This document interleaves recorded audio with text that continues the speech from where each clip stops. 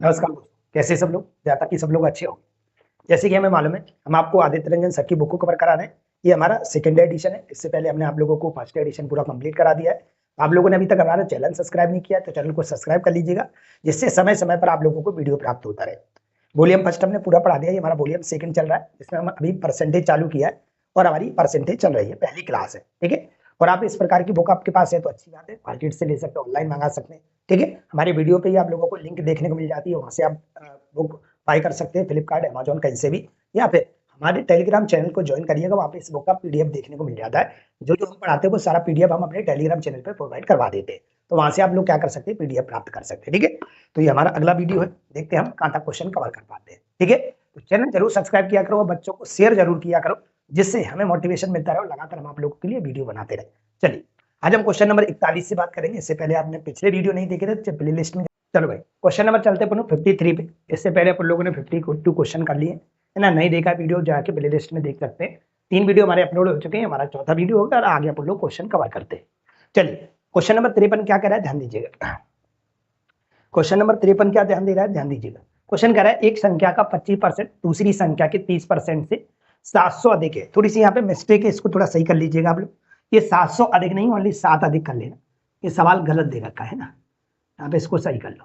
7 अधिक है, 700 अधिक नहीं है, ठीक है। 7 अधिक है, संख्याओं के बीच का अंतर 29 है, तो संख्या ज्ञात कीजिएगा। क्या निकालना है, संख्या, ठीक है सर। हमने देखा एक संख्या पर लोग क्या मान लेते हैं, x मान लेते हैं। एक संख्या का कितना बोल रहा है सर, 25%। एक संख्या का 25%, एक संख्या का 25%, दूसरी संख्या हमने y मान ली, दूसरी संख्या से या दूसरी संख्या के 30% से 30% से कितना ज्यादा है सर, 70 ज्यादा है, सॉरी 7 ज्यादा है। कितना ज्यादा है, 7 ज्यादा है, ठीक है।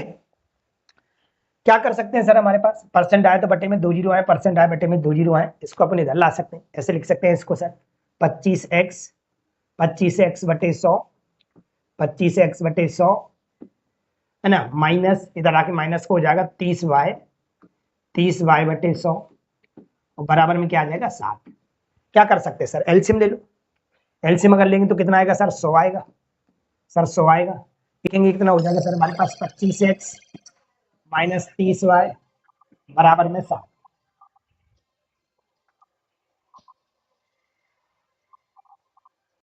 चलो भाई, एलसीएम आप उन लोगों ने 100 ले लिया, जिसमें से क्या किया, 25x माइनस 30y बन गया, बराबर में 7 हो गया।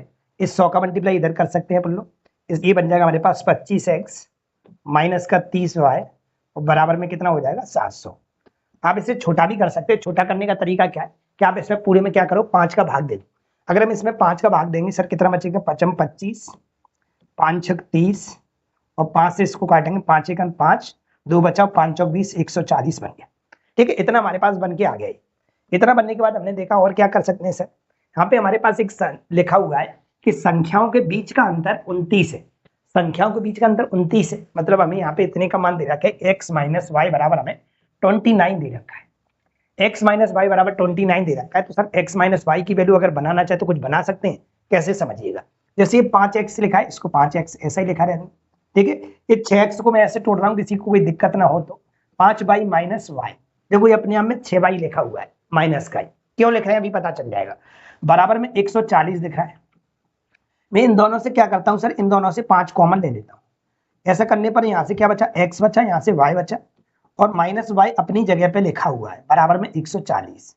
140 सर ऐसा क्यों किया, ऐसा इसलिए किया क्योंकि x माइनस वाई की वैल्यू हमें 29 दे रखी है, तो हमने यहाँ पे x माइनस वाई की वैल्यू निकाल ली। अब यहाँ पे क्या करेंगे, x माइनस वाई की वैल्यू यहाँ पे 29 लिख देंगे सर। 29 इंटू 5 करेंगे, कितना हो जाएगा, 9 पंजा 45 की 5, ऐसे लगी 4, 5 दूनी 10, 10 और 4 14, 145 हो गया। माइनस का y बराबर 140, अरे ऐसे इसको उधर भेज देंगे तो काय का हो जाएगा, माइनस का हो जाएगा, तो माइनस का y इक्वल टू कितना आ जाएगा, माइनस का 5 बचेगा। माइनस से माइनस कट जाएगा तो y की वैल्यू कितनी आ जाएगी, 5 आ जाएगी। अगर एक वैल्यू 5 आ गई सर और दोनों का अंतर हमें कितना दे रखा है, 29 दे रखा है, तो दूसरी वाली संख्या कितनी रही होगी, आप बोलोगे दूसरी वाले, अगर ये 5 आ गया सर और तो इसको मैं 34 मान सकता हूँ सर। 34 में से 5 जाएगा, 29 बचेगा, इसका मतलब एक संख्या 5 और एक कितनी है, 34 है। ऐसा किसी ऑप्शन में दिखाई दे रहा है, बिल्कुल दिखाई दे रहा है, ऑप्शन नंबर ए में लिखा हुआ है 34 और 5 हमारी संख्या कहलाएंगी। एक संख्या 34 होगी, एक संख्या हमारी 5 होगी। अरे ऐसे बात समझ पाए, बढ़िया सवाल है, अच्छे सवालों में इसको मैं कहूंगा आईएमपी सवाल। देखिए अगर थोड़ी भी मिस्टेक करते हैं आप सवाल में थोड़ा अप्रॉक्स मेथड नहीं लगा पाते, सोच नहीं पाते, सवाल बहुत बड़ा हो सकता है, बड़ा बन सकता है और सवाल आपका टाइम खा सकता है, हो सकता है कि आप इसका उत्तर ना निकाल पाए। चलिए सवाल नंबर चलते हैं अगले पे। क्वेश्चन नंबर हमारा 54 है। एक संख्या के 73% और उसी संख्या के 58% के बीच का अंतर 960 है, तो उस संख्या के 22% का मान बताइए। लेकिन इस सवाल में और सवाल में जमीन आसमान का फर्क है, क्यों है समझिएगा, ध्यान दीजिएगा। यहाँ पे क्या लिखा था, एक संख्या का 25% दूसरी संख्या के 30% से 7 अधिक है। अधिक या कम का मतलब होता है अंतर, अधिक या कम का मतलब क्या होता है अंतर, अंतर का मतलब होता है बड़ी में से छोटा घटाना, ठीक है। लेकिन यहाँ पे हम देख रहे हैं, यहाँ पे एक संख्या x मानी तो एक क्या मानी, दूसरी हमने क्या मानी थी, y मानी थी। यहाँ पे उसी संख्या का नहीं लिखा। लेकिन अगले सवाल पे अगर आप जाते हो, यहाँ पे एक ही संख्या की बात हो रही है, एक संख्या के 73% और उसी संख्या के 58% के बीच का अंतर दे रखा है। मतलब यहाँ पे संख्या सिर्फ एक ही है, वहां पे संख्या x और y दो थी, लेकिन यहाँ पे संख्या कितनी है, एक है। तो कंफ्यूज मत होना, ठीक है। वो सवाल लेंदी हो सकता है, लेकिन ये सवाल लेंदी नहीं हो सकता है, ध्यान दीजिएगा। एक संख्या के 73%, मान लेते हैं कि संख्या x रही होगी सर, अभी एक ही लाइन में भी अपन लोग करेंगे, बेफिक्र नहीं।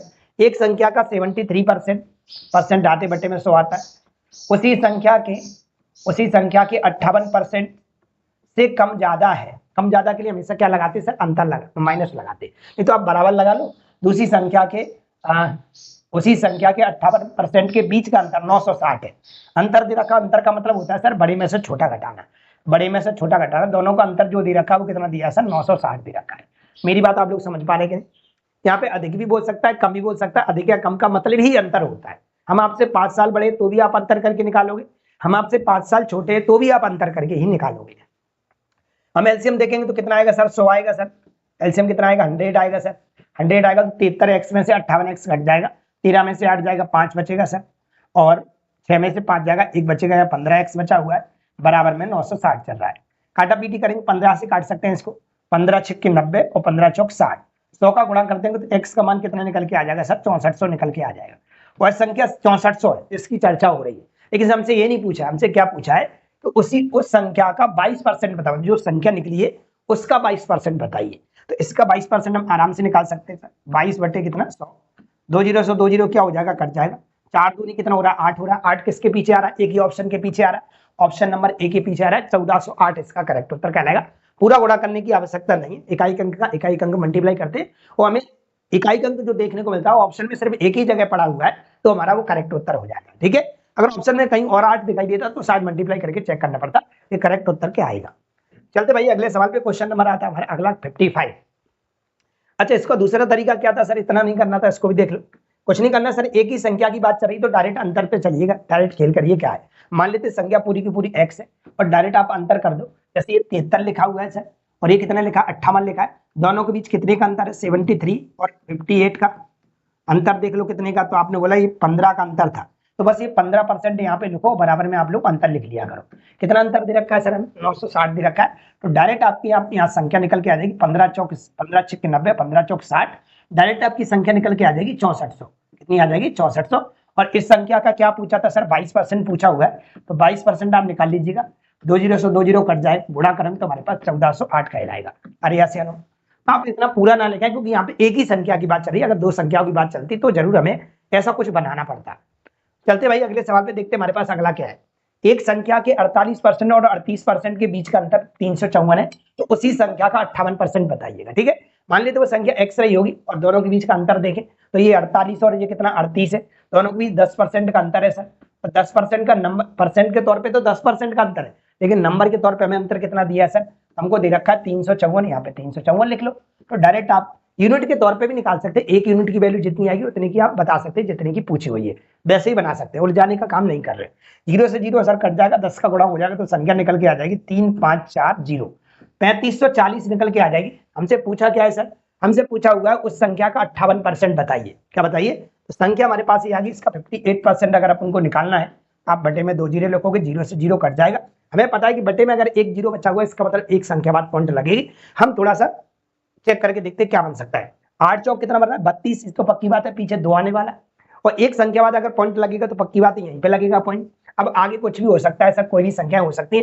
0.2 लास्ट में किसके लिखा हुआ है वो ये आपका उत्तर आ जाएगा। तो ऑप्शन नंबर डी दिल्ली में लिखा हुआ है 0.2। तो इकाई अंक की सहायता जरूर लेके चल, जिससे आपका सवाल बहुत आसान बन सकता है। नहीं तो आप बहुत बड़ा मल्टीप्लाई करोगे फिर आप चेक करोगे तो आपका टाइम खराब हो सकता है, ठीक है।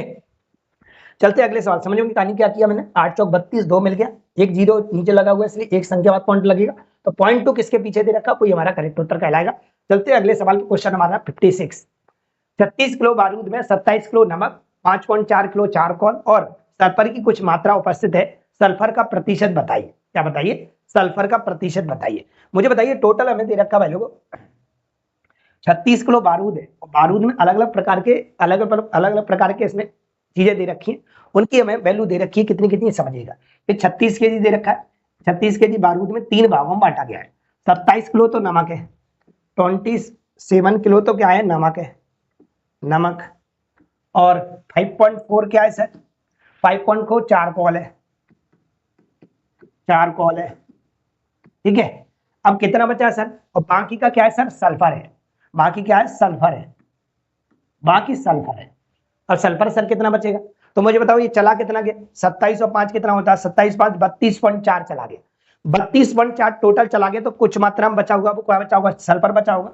36 में से 27 और 5 कितना हो गया, 32.4 चला गया, 32.4 चला गया, तो बचा कितना सर हमारे पास, तो ये हमारे पास कितना बचेगा, 6 बचेगा सर, और ये हमारे पास कितना बचेगा, 3 बचेगा, 3.6 बचा, कितना बचा सर, 3.6, मतलब सल्फर की मात्रा वो 3.6, मतलब 36 किलो में 36 केजी में सल्फर की मात्रा 3.6 केजी है, कितनी है, लेकिन नंबर के तौर पे तो पता चल गया, परसेंट के तौर पे कितना है, तो हम जानते ही सर कि 36 केजी का कितने प्रतिशत है, क्या जो आपसे पूछा गया है। नमक भी पूछा जा सकता है आपसे, सल्फर भी पूछा जा सकता है आपसे, चारकोल का प्रतिशत भी पूछा जा सकता है, तो आप उसे बराबर रख दो जिसके बारे में पूछा जा रहा है।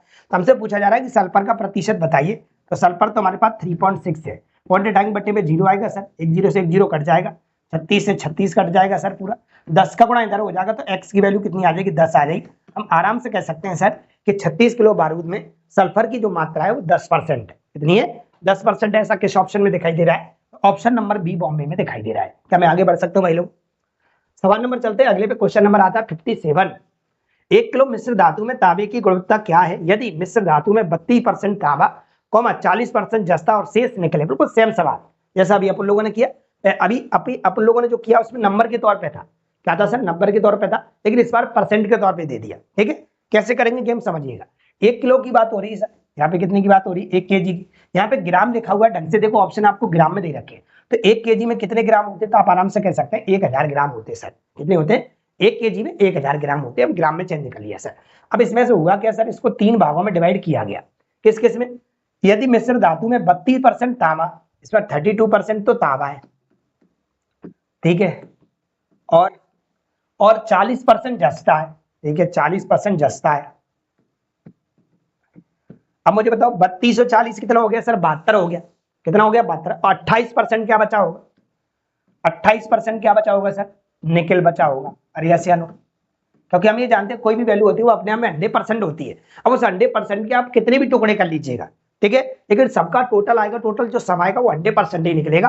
तो इस 100% मतलब टोटल हमारे पास 1000 केजी में तांबा 32% है, जस्ता 40%, निकल कितनी 28। सर 28 कहां से आया, इन दोनों को टोटल किया तो 32 और 40 72 हुआ, और 100 में से 72 घटाओगे तो आपका 28% ही बचेगा, टोटल 100% ही होता है। हमसे 147 ग्राम चांदी है तो मिश्र धातु में अन्य तत्वों की मात्रा कितनी है। हर प्रकार का सवाल आपको देखने को मिलेगा। आप अगर एग्जाम में बैठते हो, आपके सामने सवाल आता है और आप इस बुक को लगा के जा रहे हैं, तो आपको इस बुक में वो सारे सवाल हैं जो आपका सामना होने वाला है।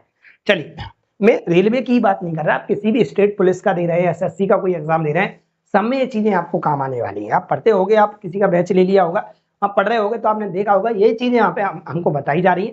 थोड़ा सा मैं आप लोगों के लिए आपकी भाषा में समझाने की कोशिश करता हूँ, आपको इजी लगता है। चलिए, एक मिश्र धातु में 42% चांदी है, यदि मिश्र धातु में 147 ग्राम चांदी है, ठीक है। अब वो कह रहा है एक मिश्र धातु है, इसमें 42% चांदी है, यदि मिश्र धातु में 147 ग्राम चांदी, मतलब अगर देखा जाए कि टोटल जितनी भी हमारे पास जो मिश्र धातु है, कोई भी हमने ले लिया, उसमें मिश्र धातु ले ली हमने, उसमें क्या किया गया कि 42% चांदी है, परसेंट के तौर पे तो 42 है और नंबर के तौर पे 147 है, 147 ग्राम है, कोई बात नहीं। टोटल मिश्र धातु हम मान लेते हैं सर एक्स रही होगी, इस एक्स में 42% चांदी है, बाकी 58% कुछ और नहीं होगी मिश्र धातु। 42% सर चांदी है, तो ये 42% चांदी नंबर के तौर पे हमें कितनी दे रखी है, 147 ग्राम दे रखी है, 147 ग्राम दे रखी है, ठीक है सर।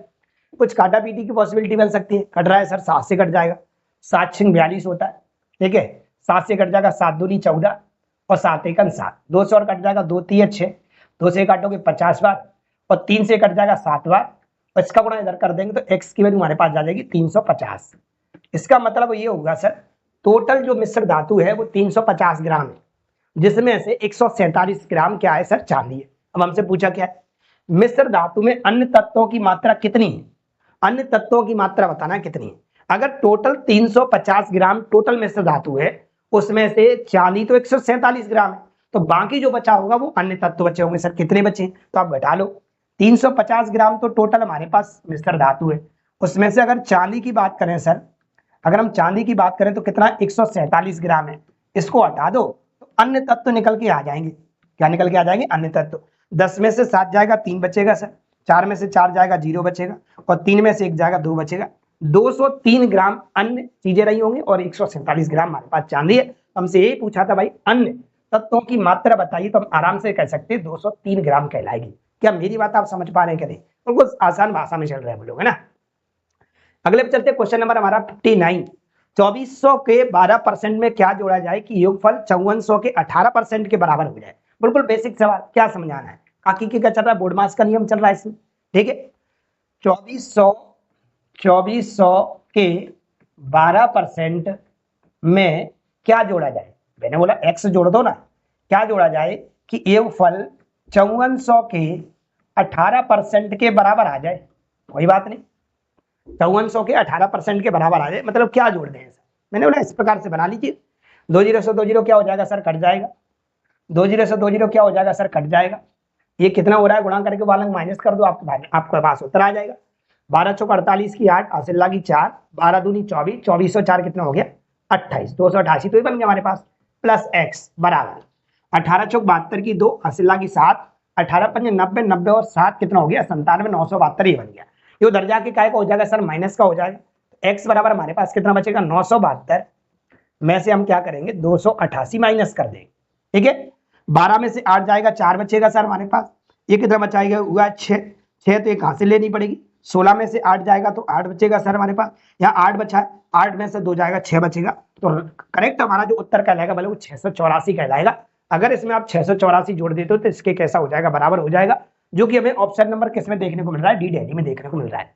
क्या मेरी बात आप लोग समझ पा रहे हैं कि नहीं, जैसा जैसा सवाल की भाषा बोलते हैं हम वैसा वैसा बनाते जा रहे हैं। चलते अगले सवाल पे, क्वेश्चन नंबर आता है हमारा अगला, क्वेश्चन नंबर आता है हमारा अगला, क्वेश्चन नंबर 60। यदि ए की आय बी की आय से 40% कम है तो ए की आय बी की आय का कितना प्रतिशत, ठीक है। कोई बात नहीं, हम ए और बी की आय पता कर लेते हैं, ठीक है। परसेंट के तौर पे आए तो हमें पता है कि टोटल मिला के 100% वैल्यू होती है। हम उसको कम ज्यादा कैसे करेंगे, ज्यादा दिया तो 100 में ऐड करके लिखेंगे, अगर कम दिया तो 100 में से माइनस करके लिखेंगे। तो हम देख रहे हैं यहाँ पे ए और बी की चर्चा हो रही है सर, ए और किसकी चर्चा हो रही है, बी की चर्चा हो रही है। तो ए की आय बी की आय से 40% कम है, ए की आय है वो बी की आय से, बी की आय से इधर की ओर इशारा किया जा रहा है, ए की आय बी की आय से, बी से तुलना की जा रही है, मतलब आपकी जो आय है वो हमारी आय से, तो डिपेंड करेगा कि हमारी आय कितनी है तब आपकी आय डिसाइड हो पाएगी। अगर आप मैं बोलूं कि मेरी आय तुम्हारी आय से कितनी है तो मुझे तुम्हारी आय पहले पता करेंगे तब हम अपनी आय डिसाइड कर पाएंगे। तो यहाँ पे यही लिखा है कि जो ए की आय है वो बी की आय से, जब भी आपको ये गुना वाले परसेंट वाले सवाल आए तो आप ये देखिए किधर की ओर इशारा किया जा रहा है, ठीक है। तो ए की आय बी की आय से, अब बी की आय जब तक नहीं पता चलेगी तब तक आप ए की आय नहीं पता कर सकते। इसका मतलब हुआ कि अगर आप इसको 100 मान लेते हो, अगर आप इसको 100 मानते हो सर, अगर आप 100 मानते हो तो ए की आय बी की आय से 40% कम है, ए की आय बी की आय से 40% कम है, अगर इसे 40% कम करोगे तो कितनी रह जाएगी सर, 60% रह जाएगी। क्या मेरी बात से आप लोग सहमत है कि नहीं, काटा पीटी कर सकते हो, नहीं तो यही छोड़ सकते हो, आप बना लेंगे, है ना। काटा पीटी करके छोटा भी कर सकते हो, नहीं तो यहाँ से ही परसेंट निकाल सकते हो। नंबर कितना भी बड़ा छोटा हो जाए, नंबर सबसे छोटा नंबर जो होता है वो होता है हमारा रेशियो, काट पीट के हम रेशियो पे हमारी गाड़ी अटक जाती है। बड़ा हम कितना भी बड़ा बना सकते हैं लेकिन परसेंट पे कोई इफेक्ट नहीं पड़ेगा, जितना रेशियो से आपका परसेंट निकलेगा उतना ही, आप कितना भी बड़ा नंबर बना लो उससे भी उतना ही परसेंट निकलेगा, ठीक है। यहाँ पे लिखा हुआ है कि ए की आय बी की आय का कितना प्रतिशत है, मतलब जो ए की आय है वो बी की आय का कितने प्रतिशत है। आपको पता होगा शुरुआत की क्लास में मैंने, जिसके आगे कितना शब्द लग जाता है वहीं पे हम x% लगा देते हैं। ए की आय बी की आय का कितने प्रतिशत है, ठीक है। तो हमने x% मान लिया, ए और बी के मान रख लो, आपके सामने उत्तर आ जाएगा। ए का मान कितना है सर 60 है, बी का मान कितना है सर 100 है, इंटू एक्स बटे कितना 100, 100 से 100 कट जाएगा तो एक्स का मान कितना आ जाएगा 60 आ जाएगा। हम आराम से कह सकते हैं ए की आय बी की आय का 60% है। क्या मेरी बात से आप लोग सहमत है कि नहीं? यस या नो? क्वेश्चन नंबर चलते हैं अपन लोग अगले पे।